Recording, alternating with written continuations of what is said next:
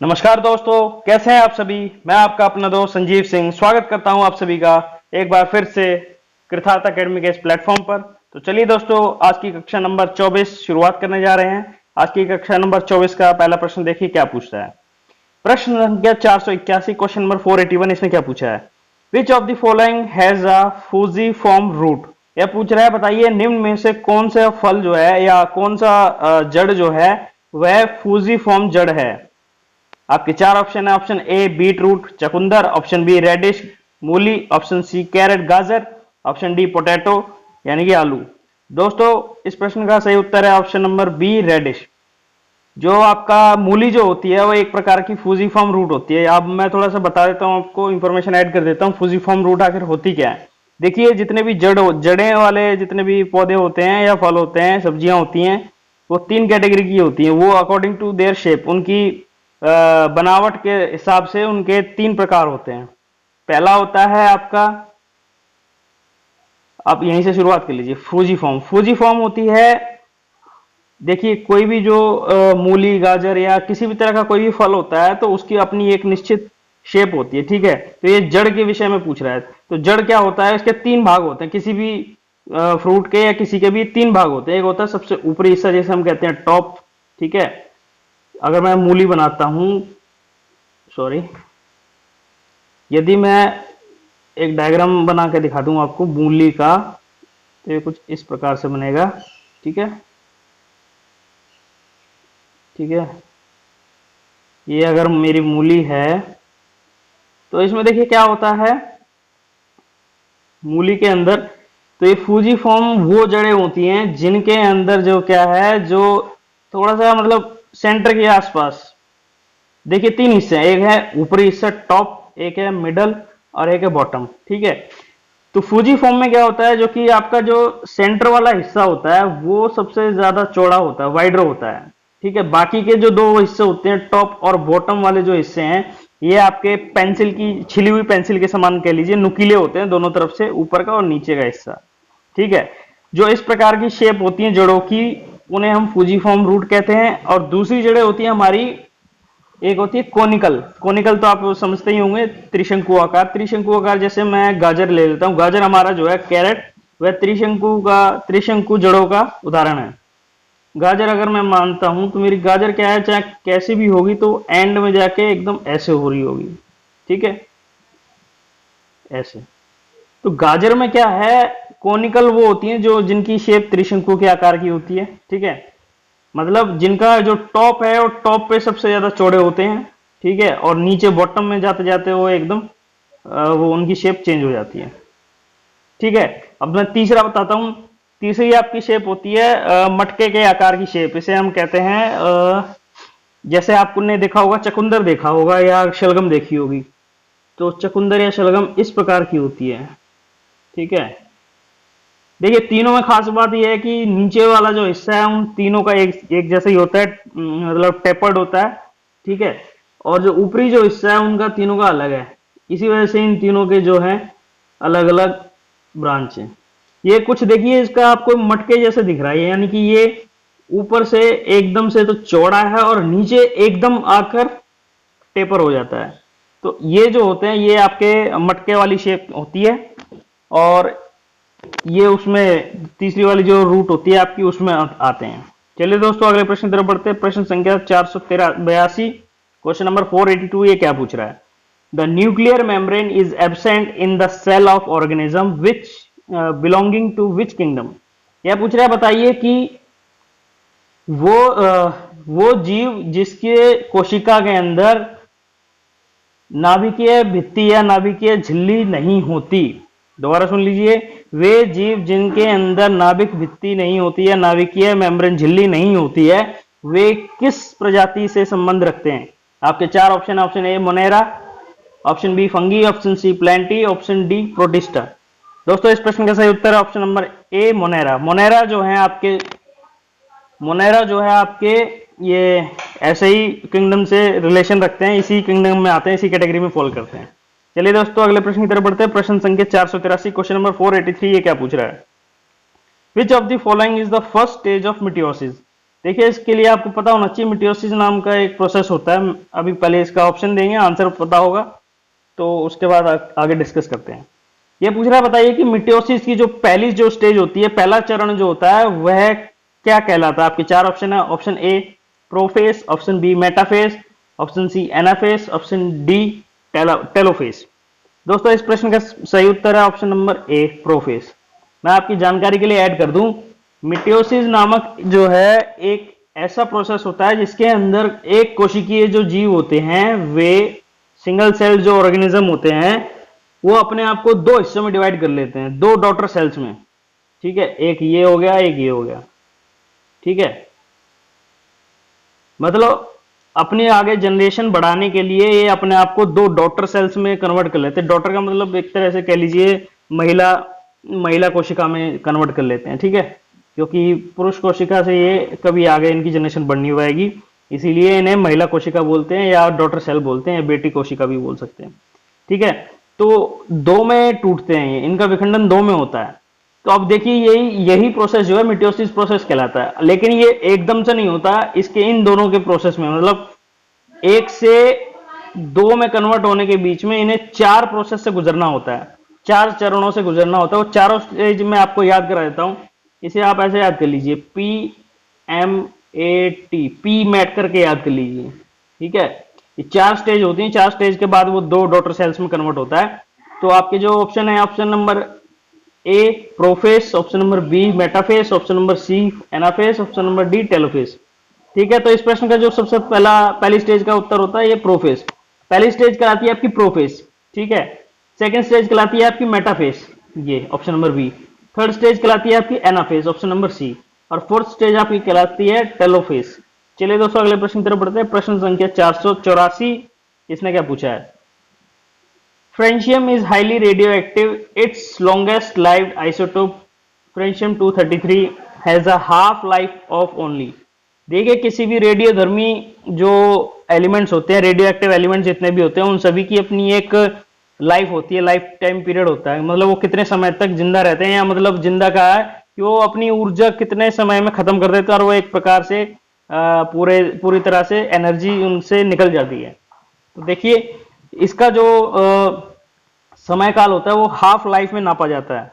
ठीक है, तो वही पूछ रहा है, बताइए कि फ्रेंशियम 223 नामक एक आइसोटोप है, उसकी जो हाफ लाइफ टाइम है वो कितना होता है? आपका A 2.1 second, 2.1 second, option B 21 second, option C 2.1 minute, 2.1 minute, या ऑप्शन नंबर डी 21 मिनट। दोस्तों इस वैसे तो इसका आंसर होता है ऑप्शन नंबर डी 21 मिनट होता है, बट इन एक्चुअली ये 22 मिनट होता है। ऑप्शन के हिसाब से हम आंसर करेंगे तो ये 21 मिनट आएगा। ठीक है, चलिए दोस्तों अगले प्रश्न की तरफ बढ़ते हैं। प्रश्न संख्या 485, ये क्या पूछ रहा है? Dash is the rigid top layer of earth. यह पूछ रहा है पृथ्वी की सबसे कठोर जो सतह होती है उसका नाम क्या है? आपके चार ऑप्शन है। Option A atmosphere, option B hydrosphere, option B C biosphere, option D lithosphere. दोस्तों इस प्रश्न का सही उत्तर option number D lithosphere. Litho के अंदर जो लिथो शब्द है, ये लिथो का मतलब ही होता है कठोर, सख्त, या पत्थर या मट्टी से समझ लीजिए, पृथ्वी से संबंधित है। चलिए दोस्तों अगले प्रश्न की तरफ बढ़ते हैं। प्रश्न संख्या 486, क्वेश्चन नंबर 486, ये क्या पूछ रहा है? What is the India's national fruit. देखिए इस प्रकार के क्वेश्चन एसएससी रेलवे वैसे तो खैर पुराने और जनरल क्वेश्चन हैं, बट पूछे जा सकते हैं आपसे, और इनको थोड़ा सा मॉडिफाइड करके भी पूछ सकते हैं। मैं अभी बता देता हूं कैसे। अभी इसने पूछा है, बताइए भारत का राष्ट्रीय फल क्या है? आपके चार option, option A apple, option B banana, option C guava, option D mango. मैं हिंदी में कन्वर्ट कर देता हूं। यह पूछ रहा है आपके भारत का राष्ट्रीय फल क्या है? आपके चार ऑप्शन है। ऑप्शन ए एप्पल सेब, ऑप्शन नंबर बी बनाना केला, ऑप्शन नंबर सी गुआवा अमरूद, ऑप्शन नंबर डी मैंगो आम। दोस्तों इस प्रश्न का सही उत्तर है ऑप्शन नंबर डी आम। ये तो इसने साधारण सा क्वेश्चन पूछ लिया, बड़ा ही आसान लेवल। अगर थोड़ा सा टफ लेवल बनता है तो इसमें आपसे पूछेगा, बताइए कि मैंगो का साइंटिफिक नेम क्या है? मैंगो आम का जो है साइंटिफिक वैज्ञानिक नाम क्या है? इसका नाम होता है मैग्निफेरा इंडिका, मैग्निफेरा इंडिका। ठीक है, और यही कुछ आपसे कुछ और भी चीजों के साइंटिफिक नेम पूछ सकता है, जैसे कि आपका एक होता है कमल, लोटस। अगर आपसे पूछ ले राष्ट्रीय फूल क्या है भारत का, तो वो है लोटस। अगर आपका थोड़ा सा टफ बनाना होगा तो पूछ लेगा, बताएं इसका साइंटिफिक नेम क्या है, तो इसका होता है नूसीफेरा इंडिका, नीलम्बो नूसीफेरा, सॉरी, इसका होता है नीलम्बो, नीलम्बो, नीलम्बो नूसीफेरा नाम होता है लोटस का। चलिए दोस्तों अगले प्रश्न की तरफ बढ़ते हैं। प्रश्न संख्या 487, क्वेश्चन नंबर 487 क्या पूछ रहा है? What is the scientific name of peacock? देखिए इसने पूछ लिया। अब ये पूछ रहा है भारत का राष्ट्रीय पक्षी, इसने पूछा नहीं है बट होता है हमारे जो भारत का राष्ट्रीय पक्षी होता है मोर होता है, पीकॉक होता है, तो वही पूछ रहा है बताइए कि साइंटिफिक नेम क्या है, इनका वैज्ञानिक नाम क्या है। आपके चार ऑप्शन, ऑप्शन ए मैग्निफेरा इंडिका, ऑप्शन में वही दे रहा है, ये आम को कहते हैं mangifera indica. Option number B nelumbo nucifera, मैंने अभी बताया ये कमल को कहते हैं, लोटस को। ऑप्शन नंबर सी पावोक्राइस्टेटस, तो बचा ऑप्शन नंबर सी, इसका सही उत्तर हो जाएगा ऑप्शन नंबर सी पावोक्राइस्टेटस, जबकि ऑप्शन नंबर डी तो कुछ है ही नहीं। चलिए दोस्तों अगले प्रश्न की तरफ बढ़ते हैं। प्रश्न संख्या 488, क्वेश्चन नंबर 488, इसने क्या पूछा है? Donald Trump is the dash president of USA. यह पूछ रहा है कि जो यूएसए अमेरिका के जो राष्ट्रपति हैं डोनाल्ड ट्रंप, वो कितनी संख्या, मतलब कितने कौन से राष्ट्रपति हैं? आपके चार ऑप्शन, ऑप्शन ए 15वें, ऑप्शन नंबर बी 25वें, ऑप्शन नंबर सी 35वें, ऑप्शन नंबर डी 45वें। दोस्तों इस प्रश्न का सही उत्तर है ऑप्शन नंबर डी 45वें। इसमें थोड़ी आपकी जानकारी के लिए ऐड कर दूं कि अभी दिसंबर के आसपास ये फिर से राष्ट्रपति के चुनाव होने अमेरिका के अंदर, ठीक है। और जानकारी दूं, यदि वो आपसे, अभी तो इसने डोनाल्ड ट्रंप पूछ लिया, हो सकता है वो आपसे बैराक ओबामा पूछ ले तो वो 44 पे हो जाएंगे, ठीक है। लेकिन आपसे एक और पूछ सकता है कि बताइए हमारे अब्राहम लिंकन कौन से राष्ट्रपति थे? अब्राहम लिंकन जो है 16वें राष्ट्रपति थे अमेरिका के।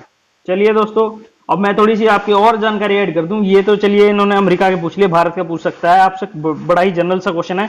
बताइए कि हमारे प्रधानमंत्री नरेंद्र मोदी जी कौन से प्रधानमंत्री हैं, कितने नंबर के प्रधानमंत्री हैं? ये 14th के हैं, ठीक है, ये 14th प्रधानमंत्री हैं। वहीं आपसे हमारे प्रेसिडेंट का पूछे कि बताइए हमारे रामनाथ कोविंद जी कौन से नंबर के प्रधानमंत्री हैं, ये भी 14th प्रेसिडेंट है, सॉरी राष्ट्रपति, 14वें नंबर के राष्ट्रपति हैं। चलिए दोस्तों अगले प्रश्न की तरफ बढ़ते हैं। प्रश्न संख्या 489, 489, इसने क्या पूछा है? Who is the prime minister of Sri Lanka? दोस्तों ये पूछ रहा है बताइए कि श्रीलंका के प्रधानमंत्री का नाम क्या है, या कौन श्रीलंका के प्रधानमंत्री हैं? आपके चार ऑप्शन है, option A Gotabaya Rajapaksa, option B Mahinda Rajapaksa, option number C KP Sharma Oli, option number D U Win Myint. दोस्तों ये अभी लेटेस्ट जो सीजीएल के एग्जाम होते हैं और सीएचएलएस के कुछ एग्जाम होते हैं वहां पर बहुत जोरों से आया हुआ था। इससे प्रश्न हमारे जितने भी नेबरिंग कंट्रीज हैं उनके प्राइम मिनिस्टर और उनके प्रेसिडेंट के विषय में जमकर पूछा गया था, इसीलिए मैं आपका ये क्वेश्चन ये रखा है मैंने। आपका इस प्रश्न का सही उत्तर है option number B Mahinda Rajapaksa. देखिए महिंदा राजपक्षे और गोटा राजपक्षे दोनों भाई हैं, जबकि इनकी पोस्ट भी इनको मिली हुई है। जो गोटाबाया राजपक्षे हैं ये श्रीलंका के राष्ट्रपति हैं, जबकि आपके महिंदा राजपक्षे हैं ये श्रीलंका के प्रधानमंत्री हैं। चलिए दोस्तों अगले प्रश्न की तरफ बढ़ते हैं। प्रश्न संख्या 490, क्वेश्चन नंबर 490, ये क्या पूछ रहा है? Bhupen Kakkar was a renowned dash. ये पूछ रहा है बताइए भूपेन कक्कड़ जो हैं वे किस क्षेत्र से संबंधित है, वो किस चीज में मशहूर है, या वो उनका प्रोफेशन क्या है? आपके चार option, option A musician, option number B painter, option number C poet, option number D dancer. दोस्तों इस प्रश्न का सही उत्तर है option number B painter. Bhupen Khakhar जो हैं वह एक मशहूर चित्रकला बनाने वाले एक पेंटर हैं, कलाकार हैं। इनके विषय में थोड़ी जानकारी दे दूं, कुछ समय पहले इनकी एक लास्ट पेंटिंग जो बिकी थी वो 2.5 करोड़ की बिकी थी, 2.5 करोड़ रुपीस की इनकी एक लास्ट पेंटिंग बिकी थी। चलिए दोस्तों अगले प्रश्न की तरफ बढ़ते हैं। प्रश्न संख्या 491, क्वेश्चन नंबर 491, ये क्या पूछ रहा है? Onam is the traditional Hindu festival celebrated in. यह पूछ रहा है बताइए ओणम जो है भारत के अंदर मनाया जाने वाला हिंदुओं का पारंपरिक त्योहार है, यह किस राज्य में मनाया जाता है? आपके चार ऑप्शन है, option A Tamil Nadu, option B Karnataka, option B C Kerala, option D Orissa. दोस्तों इस प्रश्न का सही उत्तर है ऑप्शन नंबर सी केरला। ये जो है ओणम जो है आपका केरला का पारंपरिक हिंदुओं का त्योहार है, जो कि 10 दिनों के लिए मनाया जाता है। 15 अगस्त से लेकर 25 अगस्त तक हर वर्ष मनाया जाता है ये, ठीक है, 15 से 25 अगस्त, ठीक है दोस्तों। और इसकी थोड़ी खासियत है कि इसके दौरान जो है कुछ कंपटीशन रखे जाते हैं, स्नेक बोट रेसिंग भी होती है केरला के अंदर। केरला का अब आई गया नाम, तो इसमें थोड़ी सी आपकी इंफॉर्मेशन ऐड कर दूं। केरला के अगर आपसे सीएम पूछा जाता है, who is the CM of Kerala के मुख्यमंत्री कौन है, तो वे हैं पिनराई विजयन। मैं आपको पहले भी कई बार बता चुका हूं। ठीक है, ये पिनराई विजयन। और आपसे अगर गवर्नर पूछता है गवर्नर कौन है, तो ये यहाँ के हैं आरिफ मोहम्मद खान। ये आपको याद जरूर रखने हैं। और थोड़ी सी और इसी के ऊपर बात कर लेते हैं। आपसे कभी भी पूछ ले ओणम पूछ लिया, आजकल को पूछ ले पोंगल बताइए। पोंगल के विषय में बहुत चर्चित रहा था। ये हमारा जो जितने पीछे लास्ट पेपर जो CGL 2019 का जो एग्जाम हुआ है प्री का, उसके जीके के अंदर पोंगल से रिलेटेड हर दिन का पूछा गया है। इसीलिए इसके अंदर आगे आपको किसी भी शिफ्ट में पोंगल के विषय में जरूर मिल सकता है, तो ओणम के विषय में भी मिल सकता है। तो जो पोंगल है, पोंगल वो है आपका तमिलनाडु का एक हिंदू राष्ट्रीय त्योहार है, जो कि तमिलनाडु का मनाया जाता है। और यह 4 दिनों के लिए मनाया जाता है। ठीक है, 4 दिन, इसके चारों दिन के अलग अलग नाम है। ये नाम आए थे इस बार, बताइए पहला दिन का नाम क्या है, दूसरे दिन का नाम क्या है, तीसरे का क्या है, चौथे का क्या है। पहले दिन का नाम होता है भोगी पोंगल। ठीक है, पहले दिन का होता है भोगी पोंगल, दूसरे दिन का होता है सूर्य पोंगल। ठीक है, और तीसरे दिन का होता है मट्टू पोंगल। तीसरा दिन का होता है मट्टू पोंगल, और चौथे दिन का होता है कन्या पोंगल।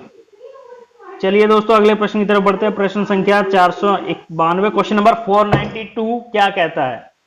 देखिए क्या पूछ रहा है। The Great Gatsby has been authored by, यह पूछ रहा है यह किताब जो है द ग्रेट गैट्सबे किसके द्वारा लिखी गई? आपके 4 ऑप्शन। ऑप्शन ए दंते अलीगढ़ी, option number B Mark Twain, option number C F Scott Fitzgerald, option number D Leo Tolstoy. दोस्तों इस प्रश्न का सही उत्तर option number C F Scott Fitzgerald. चलिए दोस्तों अगले प्रश्न की तरफ बढ़ते हैं। प्रश्न संख्या 495, क्वेश्चन नंबर 495, ये क्या पूछ रहा है? In which article national emergency is describe, यह पूछ रहा है बताइए भारत के किस अनुच्छेद के अंदर राष्ट्रीय आपातकाल के संबंध में बताया गया है, या किस अनुच्छेद के तहत राष्ट्रीय आपातकाल घोषित किया जाता है? आपके 4 option. Option A article 326, article 326, और option number B article 341, option number C article 352, option number D article 356। दोस्तों इस प्रश्न का सही उत्तर है option number A C article 352। Article 352 के तहत ही राष्ट्रीय आपातकाल लगाया जाता है, जो कि कभी इंदिरा गांधी जी के समय में लगा था, आखिरी समय में। ठीक है, और इससे संबंधित भी आपका पिछली बार CGL में 2019 के प्री में भी क्वेश्चन पूछा गया, और लास्ट कई ईयर्स में पूछा जा रहा है। तो मैं आपको इंफॉर्मेशन ऐड कर दूं, ये हमारी 3 तरह की आपातकाल स्थिति होती है, जिनका विषय अनुच्छेद नंबर आपका 352 से चालू होता है। आप कुछ मत कीजिए, आपको याद हो जाएगा। ये 352 में जमा 4 कर दीजिए, ये बनता है 356। 356 में जमा 4 कर दीजिए, ये होता है 360। बस आपको यही तीनों याद रखे हैं, 352, 356 और 360। और इनका मैं आपको और वो कर देता हूं। यदि आपसे पूछता है 352, तो आपको पता ही है नेशनल इमरजेंसी है। यदि आपको पूछता है 356, देखिए पहले आता है राष्ट्र, राष्ट्र के बाद आता है राज्य। तो इसका मतलब जो 356 है वह आपका राज्य में जो आपातकालीन स्थिति होती है, जैसे हम प्रेसिडेंट रूल भी कहते हैं, राष्ट्रपति शासन। जब हमारी जो राज्य सरकार होती है वह अपना दायित्व निभाने में असफल होती है, या फिर उसे किसी प्रकार से गिरा दिया जाता है, अविश्वास प्रस्ताव के जरिए गिरा दिया जाता है, या फिर गठबंधन की सरकार होती है वो गिर जाती है, तो अगले समय तक जब तक चुनाव नहीं होते तब तक उस राज्य के अंदर राष्ट्रपति शासन लगा दिया जाता है। या और भी कई परिस्थितियां होती है जिनके दौरान राष्ट्रपति शासन लगाने की जरूरत पड़ती है। तो ये होता है 356 के तहत। वहीं आपका एक आर्टिकल होता है 360। आर्टिकल नंबर 360 ये भगवान की दया से आज तक भारत में लगी नहीं है। इसको बोलते हैं फाइनेंशियल इमरजेंसी, वित्तीय आपातकाल। मतलब भारत को कभी ऐसा नहीं हुआ कि भारत के अंदर पैसे की कमी हो गई हो और बिल्कुल ही कंगाल हो चुका हो। इस तरह की आज तक ऐसी कोई आपातकालीन स्थिति आई नहीं है। चलिए दोस्तों अगले प्रश्न की तरफ बढ़ते हैं। प्रश्न संख्या 496, क्वेश्चन नंबर 496, ये क्या पूछ रहा है? Who was the first temporary president of constitutional assembly, यह पूछ रहा है बताइए भारत की संविधान सभा के प्रथम अस्थायी अध्यक्ष कौन थे? दोबारा सुन लीजिए, यह पूछ रहा है बताइए भारतीय संविधान सभा के प्रथम अस्थायी अध्यक्ष कौन थे? आपके 4 option. Option A doctor Rajendra Prasad, option B doctor BR Ambedkar, option number C Shri Sachchidanand Sinha, option number D Pandit Jawaharlal Nehru. दोस्तों इस प्रश्न का सही उत्तर option number C Sachchidanand Sinha. ये प्रश्न भी बहुत खास है क्योंकि ये लगातार कई सालों से पूछा जा रहा है, एज इट इज कॉपी करके पूछ लेते हैं ये। और आपको इसमें थोड़ी और जानकारी ऐड कर दूं, यदि वो आपको कॉन्स्टिट्यूशन असेंबली के विषय में पूछते हैं कि इसका गठन कब हुआ था, तो दोस्तों इसकी पहली जो मीटिंग हुई थी वह 9 दिसंबर, ठीक है, यह 9 दिसंबर 1946 में हुई थी।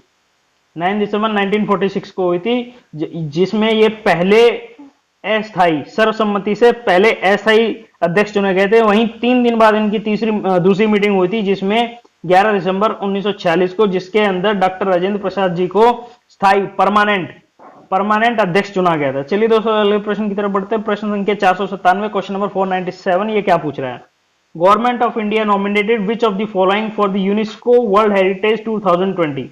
यह पूछ रहा है कि बताइए भारत सरकार ने वर्ष 2020 के लिए यूनेस्को की वैश्विक धरोहर के लिए भारत की किन 2 बड़ी जगहों को, साइट्स को नामित किया है? आपके 4 option. Option A Dholavira, option number B Deccan Sultanat, option number C Lothal, option number D कालीबंग।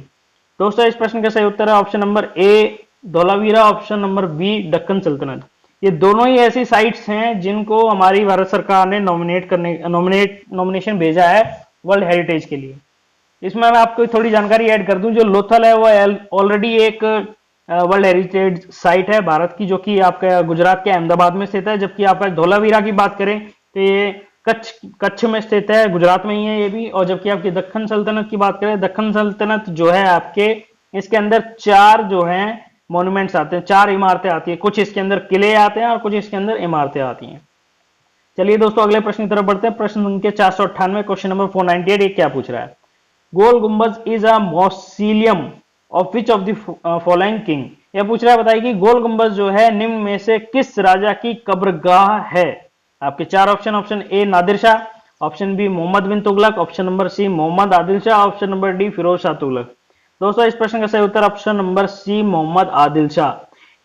मुझे पता नहीं लेकिन क्यों ये लगता है कि गोल गुंबज एसएससी और रेलवे का काफी खास है, क्योंकि इसी से संबंधित वो कुछ भी पूछ लेता है। आपको पूछता है बताइए गोल गुंबज कहां स्थित है? सही उत्तर होगा इसका बीजापुर कर्नाटक। अच्छा, फिर वो पूछता है बताइए कि गोल गुंबज किसकी कब्रगाह है? तो आपका सही उत्तर होगा मोहम्मद आदिल शाह। फिर वो पूछता है कि इसका निर्माण कब हुआ था? इसका निर्माण हुआ था 1626 में, इसका स्टार्ट हुआ था कंस्ट्रक्शन, और यह 1656 में जाके पूरा हुआ था। लगभग जहांगीर के समय में जाके ये पूरा हुआ था कर्नाटक के अंदर। ठीक है, फिर वो पूछता है बताइए इसका गोल गुंबज का जो, अगर इसे टफ बनाना है क्वेश्चन तो ये पूछ लेगा बताइए गोल गुंबज का जो डिजाइन है वह किसने तैयार किया था? तो इसका उत्तर होगा ये थे दाबुल का याकूत। ठीक है, दाबुल का याकूत था जिसने इसका डिजाइन तैयार किया था। चलिए दोस्तों अगले प्रश्न की तरफ बढ़ते हैं। प्रश्न संख्या 499, क्वेश्चन नंबर 499, ये क्या पूछ रहा है? Shivana Samudram waterfall is located in which of the following state. यह पूछ रहा है बताइए शिवन समुद्रम जो है, शिवन समुद्रम जलप्रपात यानी कि वाटरफॉल जो है निम्न में से किस राज्य में स्थित है? आपके 4 option. Option A Andhra Pradesh, option number B Telangana, option number C Kerala, option number D Karnataka. दोस्तों इस प्रश्न का सही उत्तर ऑप्शन नंबर डी कर्नाटका। थोड़ी सी आपकी जानकारी ऐड कर लूं, इसके अंदर जो है आपको थोड़ा सा और चीजें पूछ सकता है, वो कभी पूछ लेगा बताइए शिवन समुद्रम जो है किस नदी पे बहने वाला झरना है? आप ठीक है, तो इस प्रश्न का सही उत्तर होगा ये कावेरी नदी पे बहने वाला झरना है। ठीक है, और यदि वो आपसे पूछता है कि बताइए ये कावेरी नदी का उद्गम स्थान कहाँ है, ये आपका कर्नाटक में ही है। ठीक है, और मैं बता दूं जब कर्नाटक की बात हो रही है तो कर्नाटक के सीएम पूछ लेगा। कर्नाटक के दोस्तों अभी प्रेजेंट में कर्नाटक के सीएम है बीएस येदियुरप्पा, और यदि वो आपसे पूछ लेता है वहां के गवर्नर कौन है तो वो है वजुभाई वाला। ठीक है, चलिए दोस्तों अगले प्रश्न की तरफ बढ़ते हैं। प्रश्न संख्या 500, क्वेश्चन नंबर 500, देखिए क्या पूछ रहा है? What is the theme of world environment day 2020। दोस्तों मैं आपको बता दूं हम लगातार करंट अफेयर से रिलेटेड चीजें भी पूछ रहे हैं अपने सेशन के अंदर। अब यह पूछ रहा है बताइए कि वर्ष 2020 में, इस वर्ष जो हमारा विश्व पर्यावरण दिवस जो सेलिब्रेट हुआ है, जो कि हर साल आपसे 5 जून को मनाया जाता है, यह क्वेश्चन भी पूछ सकता है। हर साल 5 जून को विश्व पर्यावरण दिवस मनाया जाता है। तो इसने पूछा बताइए वर्ष 2020 में इस साल जो मनाया गया उसकी थीम क्या दी है? आपके 4 option. Option A air pollution, option B time for nature, option number C water pollution, option number D fight against कोविड-19। दोस्तों इस प्रश्न का सही उत्तर option number B time for nature, यानी कि हमारी प्रकृति के लिए थोड़ा समय निकालें। ठीक है, और ये आपसे इसने 2020 पूछ लिया, ये आपसे 2019 का भी पूछ सकता है। तो आपका पिछली साल जो इसकी थीम थी वो थी एयर पोल्यूशन, यानी कि वायु प्रदूषण। दोस्तों आज का सेशन हम यही अंत करते हैं। उम्मीद करता हूँ आप सभी को ये सेशन बहुत पसंद आया होगा। यदि आपको ये वीडियो हमारी अच्छी लगी है तो प्लीज़ इसे लाइक कीजिए, दोस्तों के साथ शेयर कीजिए, और यदि इस वीडियो को आप हमारे चैनल पर पहली बार देख रहे हैं तो हमारे चैनल को प्लीज़ सब्सक्राइब कीजिए और साथ में दिखने वाले घंटी के बेल आइकन को दबाना ना भूलें, और उसके अंदर प्लीज़ अपनी ऑल नोटिफिकेशंस को ऑन जरूर करें ताकि आपको डेली इस तरह की क्लासेस मिलती रहें और कोई भी क्लास आपसे मिस ना हो। आप सभी लोगों का बहुत बहुत धन्यवाद। Thank you.